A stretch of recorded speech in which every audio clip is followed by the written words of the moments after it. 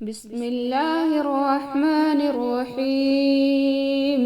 تبارك الذي بيده الملك وهو على كل شيء قدير، الذي خلق الموت والحياة ليبلوكم أيكم أحسن عملا وهو العزيز الغفور، الذي خلق 7 سماوات طباقا ما ترى في خلق الرحمن من تفاوت فارجع البصر هل ترى من فطور ثم ارجع البصر كرتين ينقلب إليك البصر خاسئا وهو حسير. ولقد زينا السماء الدنيا بمصابيح وجعلناها رجوما للشياطين وأعتدنا لهم عذاب السعير. وللذين كفروا بربهم عذاب جهنم وبئس المصير. إذا ألقوا فيها سمعوا لها شهيقا وهي تفور تكاد تميز من الغيظ كلما ألقي فيها فوج سألهم خزنتها ألم يأتكم نذير؟ قالوا بلى قد جاءنا نذير فكذبنا وقلنا ما نزل الله من شيء إن أنتم إلا في ضلال كبير. وقالوا لو كنا نسمع أو نعقل ما كنا في أصحاب السعير فاعترفوا بذنبهم فسحقا لأصحاب السعير. إن الذين يخشون ربهم بالغيب لهم مغفرة وأجر كبير. وأسروا قولكم أو اجهروا به إنه عليم بذات الصدور. ألا يعلم من خلق وهو اللطيف الخبير.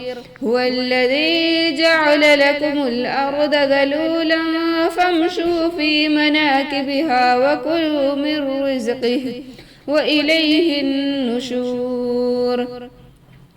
أأمنتم من في السماء أن يخسف بكم الأرض فإذا هي تمور أم أمنتم من في السماء أن يرسل عليكم حاسبا فستعلمون كيف نذير.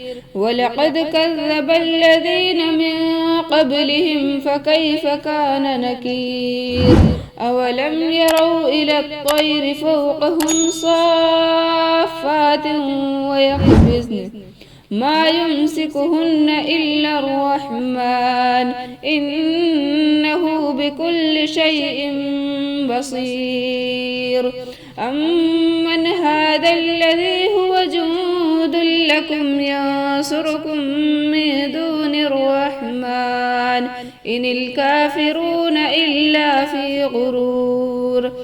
أمن هذا الذي يرزقكم إن أمسك رزقه بل لجوا في عتو ونفور. أفمن يمشي مكبا على وجهه أهدى أمن يمشي سويا على صراط مستقيم. قل هو الذي أنشأكم وجعل لكم السمع والأبصار والأفئدة قليلا ما تشكرون.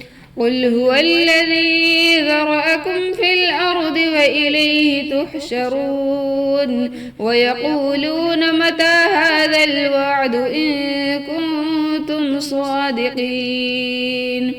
قل إنما العلم عند الله وإنما أنا نذير مبين.